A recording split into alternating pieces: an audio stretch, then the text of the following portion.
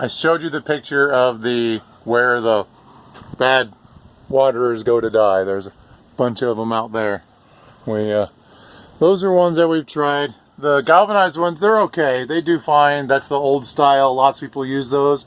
They do get a little clogged easily, and they do rust after a while. But this is the best chicken waterer. This is the best thing you can buy. These are the this is only a 3-gallon. We actually use 5-gallon, but this is a small one we use if we need to add water somewhere or put it in for chicks or something like that.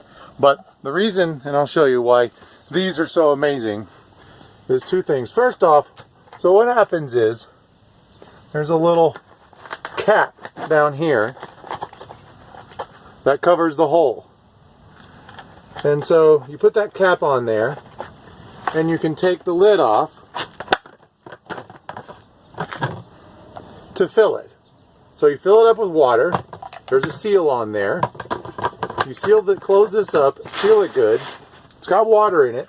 Then when you put it where you need to go, you take this cap back off, and it goes right here, conveniently to hold for you. And the water goes bloop, bloop, bloop, bloop, out of there, and it stops once it gets to the top of there, physics. And when it's empty, it'll be empty. And then you can do one of two things. You can either pick it up, take it back out and fill it up, or you can leave it in the pen. If this is how you do your work, you unscrew this, put the cap on down here, fill it up, and you don't even have to remove it from the cage. Whereas all these others, you have to either flip them over, twist something out. It's ridiculous what you have to do. Like this one here is probably the worst because they clog really easily. You have to flip it over, twist this off. You got to put your feet, wrap your feet around it like this, and then I don't even know if I can do it. Oh, there we go. Can't even hold a camera and open this one at the same time, where I could do that one with one hand. But yeah, there we go. So you have to line up these little things inside here. It gets dirty. So then you fill it up, and you have to balance this. Notice that it is curved on the bottom, so you have to balance it between your feet again. Line this up, twist it back on there, and then reach down here, flip it over, and then carry it, which is terrible. This one was okay. We got this one because it's big, so it was for the turkeys and the older chickens because they drink water so quickly. And you could just open the lid and fill it.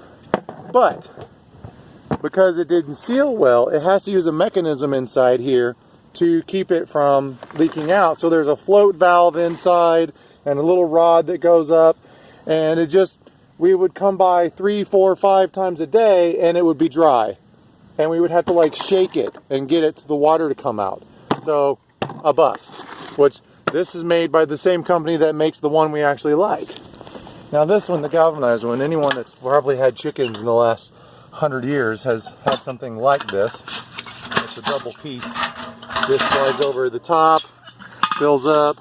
There's a little spring-loaded valve there. So when this goes over, it pushes the rubber piece back. And these, because this is not very tall, if they tilt very much, they'll just sit there and leak out, which of course applies to any of the ones that rely on a vacuum inside, but also because it's just a narrow gap between the edge of this and the edge of the inside piece where the water is. When you've got it low to the ground and chicks are scratching and filling it with hay and sand and stuff, it can get clogged pretty easily. And so it's a little, and also too, the handle, I had to set them on top of rocks to keep them off the ground so they didn't fill it with dirt, because this handle is straight, so I can't hang it and keep it level. If I'd hang it, then the chickens would jump on top of it, and then it would be sitting there like this sideways and leak out. So that is why this other water is the best water design. Like I said, we use 5-gallon, but this is a 3-gallon that we keep on hand just to have when we need it. But it is definitely the best. And also another good thing is that it's easy to clean, because if you'll notice, there's little clamps. So this whole bucket piece here will come out. So if I wanted to pop that off, I'll use my foot. It's hard to do with one hand. Then I can take that out and clean it. Make it nice and, see, I got sand in there. And we still have this, so I can clean this, I can fill it up with water, and then I can just pop it back in, undo this, tighten this, and put the lid up there, and we have water again. And I have not had one of these clog yet. They are so much easier that we found, so we are exclusively using these and switching out all our old ones, and they will go in the junk pile. I have no idea what we use them for, because they're almost worthless and they create more work than they actually water. So I took the label off, so I don't have the name. I think it's Harris Farms that does this, but we got these at Tractor Supply, so if you look up Tractor Supply, they should definitely have them.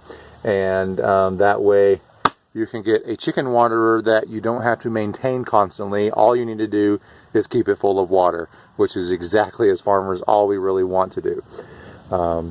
So that's it. Buy these, don't buy the others, save yourself some time. Toodles.